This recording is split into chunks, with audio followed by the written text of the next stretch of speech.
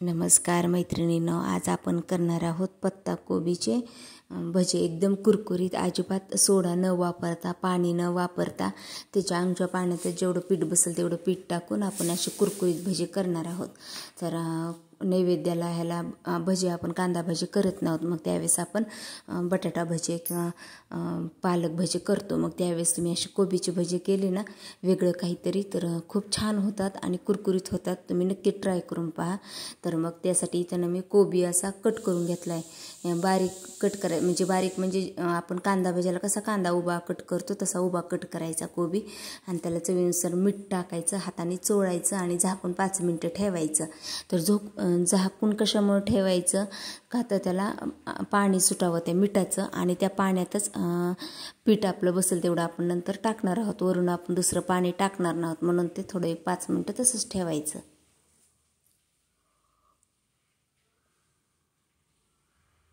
तर इथं दुसरं साहित्य मी ना कोथिंबीर घेतली कट करून, ती कोथिंबीर टाकूया त्याच्यावर. आणि याला काही जास्त साहित्य लागत नाही. इथे ना मी ओवा घेतला एक अर्धा चमचा. तो ओवा ना असा हातावर चोळून टाकायचा म्हणजे वास चांगला येतो. आणि हळद घेतली एक अर्धा चमचा, धने जिरे पूड घेतली 1 चमचा, आणि लाल तिखट घेतले 1.5 चमचा. आता तिखट आणि मीठ तुमच्या चवीनुसार तुम्ही कमी जास्त करू शकता. आणि हे सर्व मसाले टाकल्यानंतर चांगल्या हाताने ते पण मिक्स करून घ्यायचं. आणि नंतर याच्यात बसेल एवढी पिठं टाकायची. तर पिठं कोणकोणती घेतलीत मी, तर तांदळाचं पीठ आणि बेसन पीठ घेतलेलं आहे. आता एवढं घेतलं आहे, पण हे लागल तसंच थोडं थोडं टाकायचं. तर तांदळाचं पीठ सर्व काही टाकणार आहे मी, पण बेसन पीठ यातलं निम्मच लागलं मला. नंतर मी टाकल्यास पाहिलं, तर हाताने असं मिक्स करून घेते. तर खूप छान कुरकुरीत होतात. तुम्ही नक्की ट्राय करून पाहता, मला नक्की आवडतील असे भजे.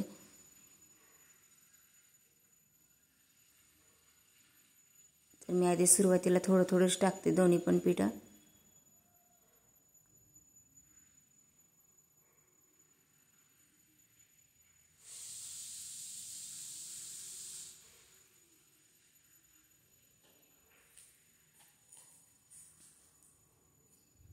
तर तांदळाचं सर्व काही लागलं पीठ मला, बेसन पीठ फक्त निम्मच लागलं. आणि आता मी इकडे ना तेल गरम करायला ठेवलेलं आहे गॅसवर.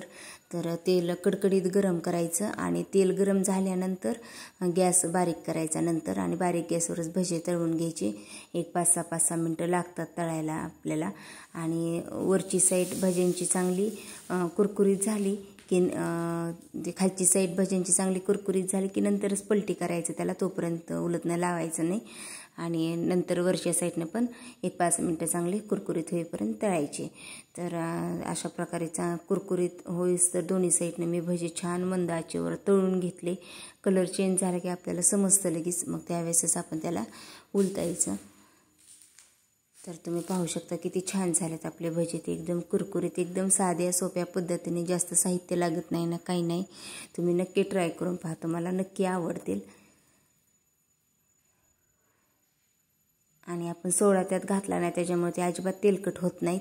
आणि आपण पाणीचा वापर पण अजिबात केलेला नाही त्याच्यात, त्याच्यामुळे ते टेस्टी होतात छान.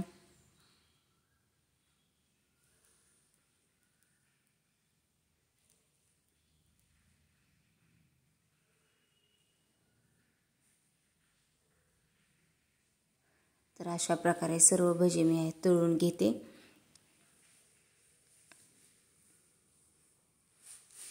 मग तुम्हाला जर माझा हा व्हिडिओ आवडला असेल, माझी कोबीची भजी आवडली असतील, तर व्हिडिओला लाईक करा, शेअर करा आणि कमेंटमध्ये नक्की सांगा. आणि ज्यांनी माझ्या चॅनलला सबस्क्राईब केलं नाही ना, त्यांनी माझ्या चॅनलला सबस्क्राईब करा. तर एक भजी मी तुम्हाला हे करून दाखवते. आतून पण छान तळलेत, एकदम कुरकुरीत झालीत. तर खूप, आणि त्याच्याबरोबर खायला अशी शेजवानची चटणी घ्यायची, मग खूप छान लागतं. तर नाहीतर टोमॅटो केचप घेतलं तरी चालतं, तुम्ही काहीही घ्या. मग कसा वाटला व्हिडिओ ते नक्की सांगा. आवडला असेल तर लाईक करा, शेअर करा आणि कमेंटमध्ये नक्की सांगा.